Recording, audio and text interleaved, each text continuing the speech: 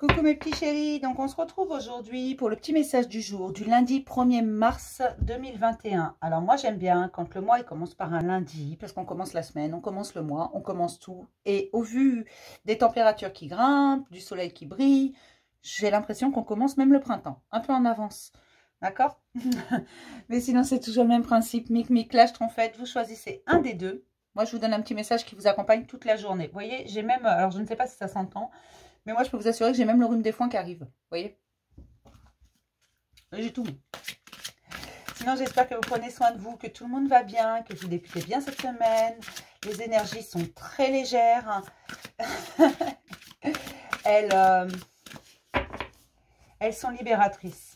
Beaucoup de choses sont mises en lumière, ça nous libère. On sort des illusions, on sort des problèmes qui n'en finissaient plus, qui tournaient en rond. On va prendre l'oracle du peuple végétal parce que je trouve que cet oracle a des tas de choses à nous apprendre. La nature a des tas de choses à nous apprendre. Et chaque fois que je vous lis une carte, j'en apprends probablement tout autant que vous, voire plus.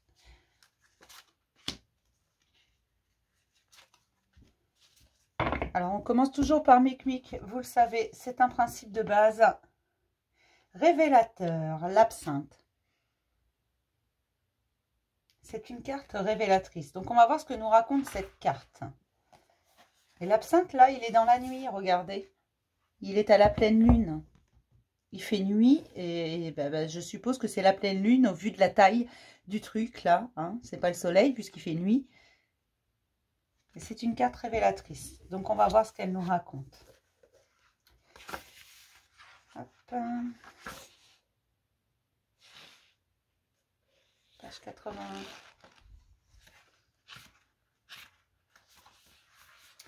L'absinthe, notre plus grande dépendance, c'est d'être prisonnier de notre désir de liberté. L'absinthe est une plante vivace de la famille de l'armoise que l'on trouve en Asie, en Afrique du Nord et en Europe. Elle se plaît dans les talus et dans les friches au sol riche et drainé. Elle est bien accueillie dans les potagers ensoleillés au milieu des carottes et des choux, qu'elle défend contre les insectes qui se montreraient trop gourmands. Utilisée en purin, elle devient un précieux fongicide que les jardiniers déposent au pied des arbres fruitiers. L'absinthe est reconnaissable à ses feuilles gris-vert. Elle offre, à la fin du printemps, de petites fleurs jaunes qui sont semblables aux chrysanthèmes. Composée en bouquets, l'absinthe est appréciée pour ses vertus médicinales dès l'Égypte ancienne. On lui prête des propriétés antiseptiques. Elle favorise le transit, répare les maux d'estomac. L'absinthe connaît son heure de gloire en intégrant la composition d'une boisson apéritive. Elle est alors mariée à l'anis vert et au fenouil. Elle s'installe et se popularise en Franche-Comté. Les habitants lui reconnaissent ses qualités et la plébiscitent. Ils s'occupent d'elle et la distillent dans la région. L'absinthe contribue à créer autour d'elle de nombreuses entreprises et emplois. C'est alors toute une économie qui s'organise autour de cette plante originale et charismatique. L'esprit de l'absinthe aime se transformer, se répandre et voyage aussi bien dans les campagnes que dans les villes, où elle s'invite dans les foyers des plus populaires aux plus bourgeois. On utilise quelques gouttes de son essence pour purifier l'eau. Elle a la réputation d'être un remède contre la malaria. Elle part sur le front pendant la guerre franco-prussienne. Elle devient la première boisson apéritive. Elle est très populaire, puis disparaît au fil des ans, avant que la bourgeoisie parisienne ne la redécouvre et la choisisse comme sa boisson préférée. Elle est associée aux peintres, aux poètes, qui la consomment sans modération dans les cafés de Montmartre et de Montparnasse. Elle est rendue célèbre par Émile Zola dans L'Assommoir, œuvre dans laquelle il attribue à la fée verte le pouvoir de rendre fou. L'esprit de l'absinthe explore, crée, rencontre les artistes, les poètes qu'elle accompagne dans l'ivresse des profondeurs pour les aider à trouver l'inspiration. De populaire Sa réputation devient sulfureuse. En fait, elle trop. L'absinthe change son nom, devient la fée bleue ou la fée grise, en fonction des endroits où elle se déplace. Elle est associée à l'ivresse. On la consomme dans les bars. Les serveurs la préparent en faisant fondre du sucre sur une cuillère qui lui est dédiée. On la retrouve sur de nombreux tableaux d'artistes. L'absinthe aurait réveillé la folie de Van Gogh et de Toulouse-Lautrec, qui entretenaient avec l'esprit de la plante une relation fusionnelle, passionnelle et destructrice. L'absinthe a dépassé les limites. Elle sera bannie et interdite au début de la guerre par le gouvernement, qui souhaite rassembler ses troupes et favoriser le commerce du vin. Si l'absinthe provoque une accoutumance et une dépendance, ce n'est pas tant par la nature de son esprit que par la qualité et la régularité d'alcool qu'on lui associe pour la révéler. Mais peut-on dissocier l'artiste de son œuvre, l'esprit de la plante des boissons qu'elle inspire? L'absinthe sera vendue sous le manteau et distillée secrètement dans les alambics de fortune, avant d'être à nouveau autorisée à la fin des années 70. Guérison et maladie, sagesse et folie, interdiction et popularité, l'absinthe est la plante du paradoxe, de la complexité et du secret. C'est la plante de la dépendance, de l'accès à la créativité et aux facettes paradoxales de notre personnalité.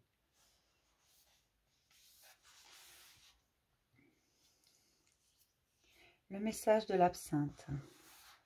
Je pousse sur les talus, je me sens libre, autant dans la nature vive des friches que dans les carrés des potagers. Je pousse à mon rythme. L'eau et le soleil nourrissent mes besoins. J'ai acquis le pouvoir hypnotique des plantes. Je reconnais la psyché des profondeurs. Mon essence vient soigner l'estomac et l'aider à digérer les toxiques physiques et psychiques que tu absorbes. Observe ce qui te nourrit. Je ne parle pas que des plats, des fruits et des légumes. Tu peux parfois te sentir très nourri d'une autre forme de nourriture. La choisis-tu ou s'impose-t-elle à toi? Sais-tu que lorsque tu parles, lorsque tu offres, lorsque tu décris une situation, tu nourris ton âme d'images, de représentations. Tu fixes tes croyances, tu offres une nourriture psychique à ton esprit, qui lui servira de référence dans l'œuvre de ta création. Je t'invite à plonger en toi, jusqu'à la profondeur de tes cellules et à la beauté de ton âme. Tu cherches la liberté? Un jour, tu sauras que ta recherche est terminée lorsque tu ne verras autour de toi que de la lumière, de l'accueil et du contentement. Ce ne sont plus alors les événements extérieurs qui pourront conditionner ta liberté, mais la profondeur de ta respiration et l'éclat de ton cœur. Va chercher ta lumière. Voilà ce que nous dit l'absinthe. D'aller chercher en nous, au plus profond de nous. D'accord? On va passer à mes petites schtroumpfettes. Le poirier. Je ne vous l'ai pas déjà sorti celle-là. Le poirier, il me semble, hein, c'est une carte enseignante. On va regarder ce qu'il nous dit, mais il me semble que je l'ai sorti dans un message du jour. S'il ressort, c'est qu'il y a une bonne raison. Alors, voyons ce qu'il a à nous dire, le poirier. 105. Le poirier accueille la volupté de ta vie. Elle porte la tendresse et la créativité et la réconciliation. Comme son frère le pommier, le poirier est un arbre particulièrement généreux. Il existe une centaine de variétés de poires, dont beaucoup sont les résultats de croisements effectués au XVIIIe siècle pour en améliorer les qualités. La Williams, la Louis Bonne, la Comice, la Concorde, etc. Le poirier se plaît facilement dans les potagers. qui bénéficie d'un climat tempéré. Il peut atteindre jusqu'à 15 mètres de haut si la vie lui octroie le siècle d'existence auquel il a le droit. Au bout de 10 ans, toutefois, ces fruits perdent leur intérêt gustatif. On trouve autant le poirier dans les potagers que dans les environnements naturels. Il sera généreux en fruits. S'il est planté dans des terres bien drainées, à l'automne, pour favoriser l'enracinement profond, et s'il est taillé par une belle journée, l'hiver, comme aiment l'être les fruitiers à pépins. Le poirier porte de belles feuilles vertes caduques et ovales, qui vont devenir rouges et jaunes avant de tomber à l'automne. Ces petites fleurs blanches s'ouvrent au printemps. Il est prêt à offrir sa récolte dès le milieu de l'été, quand les fruits sont bien mûrs et de préférence avant qu'ils ne tombent. Originaire du nord de l'Asie centrale, le poirier poussait déjà à l'état sauvage à l'époque préhistorique. Le poirier est cultivé depuis 3000 ans par les Égyptiens, les Grecs, les Romains et les Chinois. Son fruit a une fine chair blanche, légèrement granuleuse, près du cœur, qui compte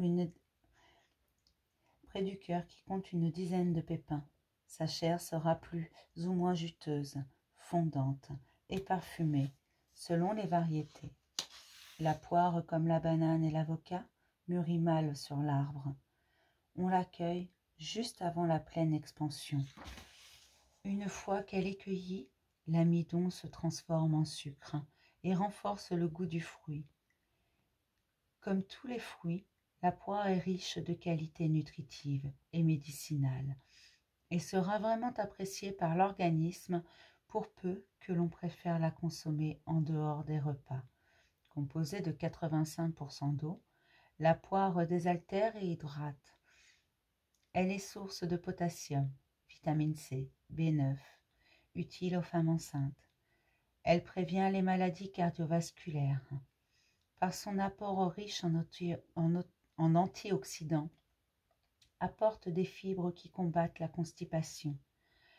Elle facilite l'élimination de l'acide urique par sa forme oblongue. La poire est très sensuelle. Elle symbolise l'amour et la tentation. Les sorcières l'offraient à l'un des partenaires lorsqu'elles souhaitaient la discorde au sein du couple. La poire est aphrodisiaque et renforce le plaisir et le désir. Par sa forme, le poirier semble porter trop pour lui. Il symbolise le chagrin. Enfin, la poire est réputée pour sa vertu de contrepoison. Cuisinée avec des champignons, elle aurait le pouvoir de capter les effets négatifs des toxiques. On dit que le poirier attire la foudre et qu'une femme qui conservera une poire dans sa chambre protégera sa grossesse. Dans les rêves, la poire est porteuse de messages érotiques, doux et sensuels. Le message du poirier. Je suis le poirier, l'ermite du verger. Je me plais dans la solitude, car je suis plein de moi. Je ne m'aligne pas avec les autres arbres. Je vis à mon rythme. J'offre chaque année tant de kilos de fruits que je me réjouis de ma belle générosité. Mes racines sont profondes et je capte les rayons du soleil, de l'énergie, du ciel. À mon Père céleste. Entre ciel et terre, j'ai trouvé mon équilibre. Il ne me manque rien, et ceux qui se nourrissent de mes fruits seront comblés. Parfois, n'as-tu pas l'impression de tourner en rond, de ruminer et de t'attacher à tes facettes les plus sombres, les tiennes et celles de ton environnement? Je te vois faire et je te demande, es-tu conscient de ces fois où tu tournes en rond? Cela te fait-il du bien? Quelles pensées te font du bien? Sais-tu que 95% de tes pensées sont les mêmes d'un jour à l'autre, qu'elles sont répétées en boucle, que seuls 5% sont renouvelées? C'est ainsi que tu ressasses souvent les mêmes histoires. Sais-tu qu'il ne tient qu'à toi de choisir l'orientation que prennent tes pensées en te concentrant sur la plus belle version de toi-même. En l'incarnant, tu modifies ton rayonnement et attires à toi des événements positifs. Alors transforme ton regard et c'est toute ton existence que tu modifieras.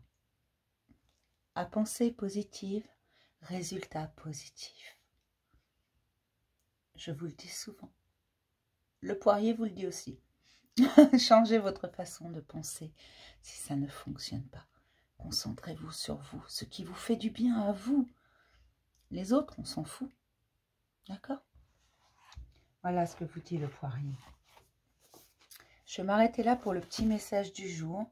Je vais vous faire plein de gros bisous, mes petits chéris. Et je vous dis à demain pour un nouveau message du jour. Bisous, mes chéris.